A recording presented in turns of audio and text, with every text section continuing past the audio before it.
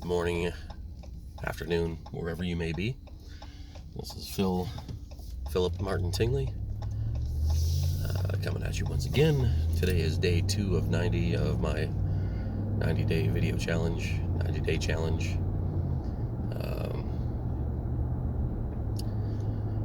So my whole premise for this, or what I want to do during this 90-day video challenge, is lay out mostly of my ideas, what I want to do, incorporate into my eventual knowledge business. Now, yesterday I was thinking, where am I going to start? What am I going to do? So we had a bit of bad family news yesterday. Family member that we lost, and so that brings me to where I need to start. Actually, there's two things that I hope that that person didn't have any of these feelings when he went on, but it did make me think that, and really come to mind that our life is short. Enjoy it. And two emotions that serve no purpose really is guilt and regret. I know if you've listened to Louise Hay, I know she says feeling guilty is a completely useless emotion. Nobody gets anything from it. It just makes you feel bad and nothing good comes of it, right? I think the same with regret as well. I'm not sure if she also was saying regret. May have said that in her same little healing meditation thing that I had been listening to. Pardon me, still trying to conquer my allergies this season before they really get going. So anyway, let me start off with regret.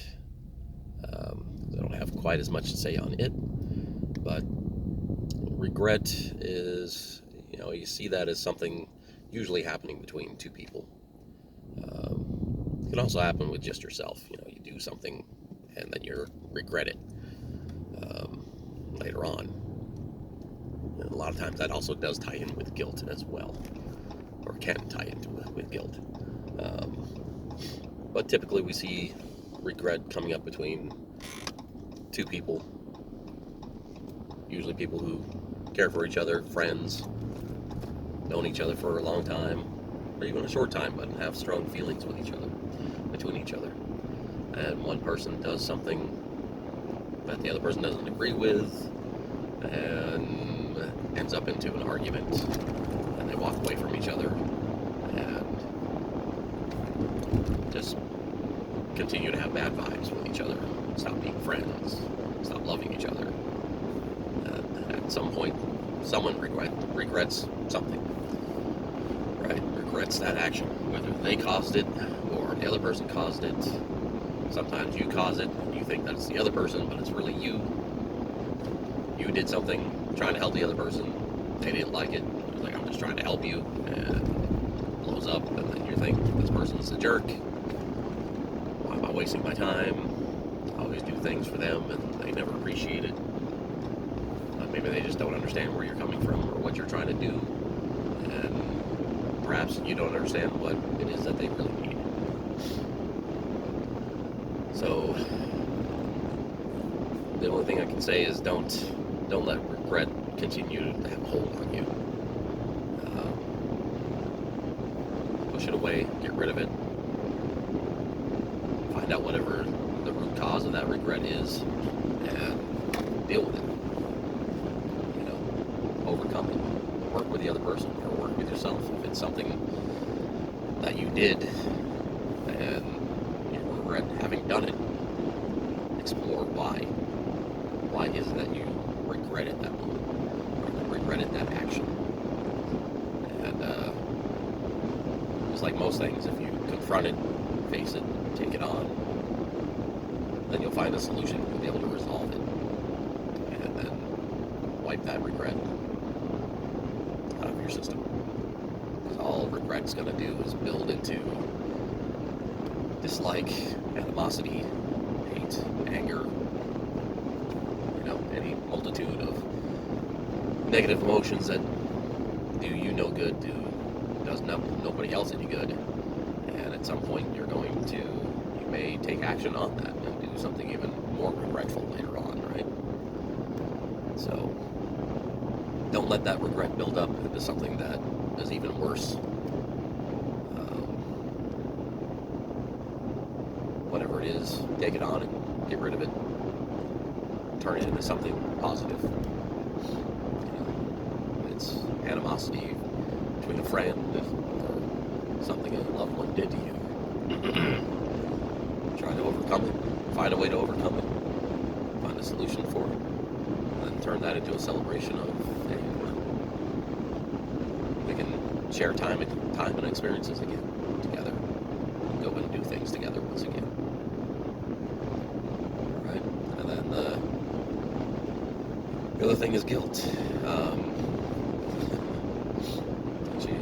Louise Hay was saying guilt is useless emotion. You do something, you feel guilty about it, and it just feeds on itself. And even if it was a positive thing at one point, so get on it just a second, that guilt turns it into something negative, so you can't even enjoy the moment that you initially had enjoyed. Now you look back at that past moment, instead of feeling joy and happiness, love, whatever it may have been, once you let guilt in, then it starts taking over and it just destroys that moment, and you can't enjoy it anymore, right? You just destroy it.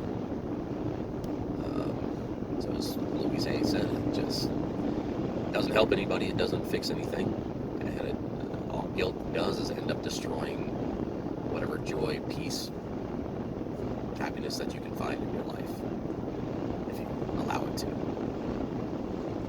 So one of the things I was thinking of earlier this morning, driving the kids to school, was that it's such a hypocritical and oxymoronic statement of a guilty pleasure. I was thinking, it's like, yeah, guilt is like the opposite of pleasure. How can you truly have a guilty pleasure? Seriously, you can only have pleasure in the moment of when you did it.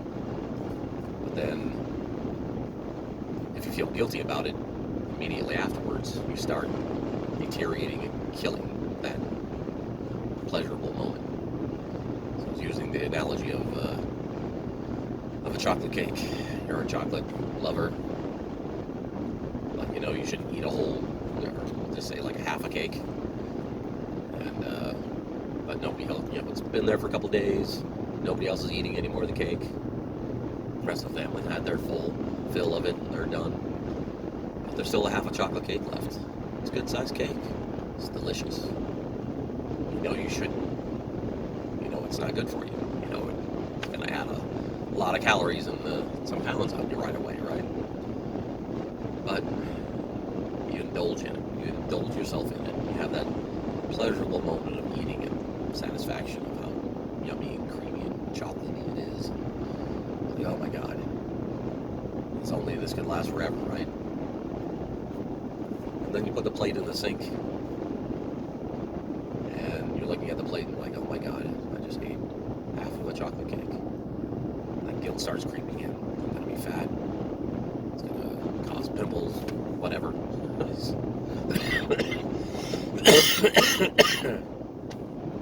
You start feeling guilty about what you just did just 1 minute ago, what you just finished anyway, a minute ago. It may have taken you a little bit more than a minute to eat.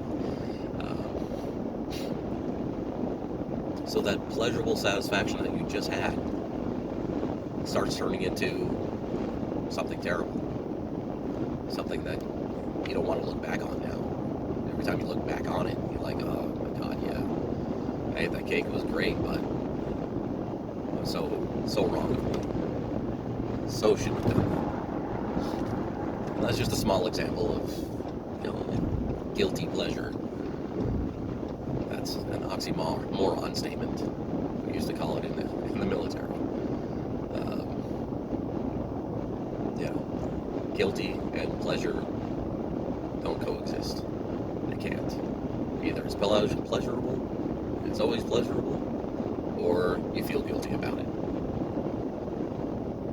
And whatever was pleasurable, once you start feeling guilty, it will take it over and destroy it and make it non-pleasurable at that point. So those are things just to keep in mind. You know, wipe out whatever regrets that you have. Start working on them. Or, you know, it's not going to be instantaneous. I don't know what regrets you may have, but start dealing with them and getting them resolved and taken care of. And moving on with your life and have joy and love and happiness. And guilt. If you do something, own it and just enjoy doing it. Don't feel guilty about it. If it was pleasurable in the moment, then it's pleasurable. Don't turn it into a negative thing. Something I had thought of earlier, I almost forgot. I just reminded myself now. Was that thank you. My text message. I've been listening to Neville Goddard, one of his, or a couple of his books. One of the techniques he has was basically projecting yourself or manifesting not the actual positive event itself, but the after event. So, like, say, one of the things I want to do is basically be like the Tony Robbins for abused people. Be up there to be the spokesperson, the motivator, the inspirational person to help you get over those things. Say I'm up on stage in front of thousands of people, camera, I could potentially go to millions of people, doing my show for whatever hour and a half, however long it may be. Don't concentrate on that event itself. I'm just using this as an example, but something I hope to achieve one day, or that I am manifesting as an achievement one day. Not hoping, I'm manifesting it. I am achieving that moment.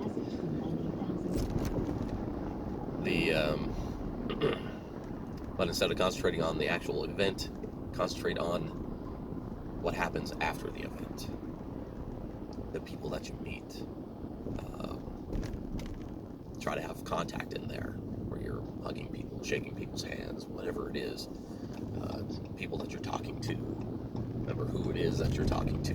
Wife, friends, family, co-workers, whatever it is, whatever type of event it is, who you might meet afterwards. Things that you're doing, what you're discussing about what happened, the emotions that you feel. Things like that, you know, the after party, that's what you're looking for. Not the party itself, but the after party of the party, right? And during that, I can't remember if this was all, I don't think this was all one thing. It was like taking two different things that he had prescribed, but during this after event memory that you're creating, manifesting for yourself, recall back, you know, you're recalling yourself remembering the current moment that you're in, of you manifesting that future moment, that future after event. And so basically you're like setting up what I call a deja vu loop, memory loop, where you're in the current, present, the now, creating a future event where you are remembering the now of you creating that future event. And then you repeat this, you know, you do a 20-30 minute meditation, mindful meditation type cycle, where, you know, you spend a few minutes creating this event, things that are happening, what you're touching, what you're eating, smelling, seeing, things that you're saying, things that are being told to you. Throw in there that you recall your memory of you creating this event, a mindful meditation set, and you just keep repeating this to actually form a memory. And you do do that for your one meditation cycle. Do it again the next day, the next day. Keep repeating it as many times as you need until you basically, that's where you're going to be. It's just like you're remembering a past concert you went to years ago with a friend, and now you are remembering this future event that hasn't happened yet, but you already know that it's happening. You already know it's already happened. And these are the things you're going to be doing afterwards. And then you're going to remember the moment now of you remembering this event. And so anyway, my point is,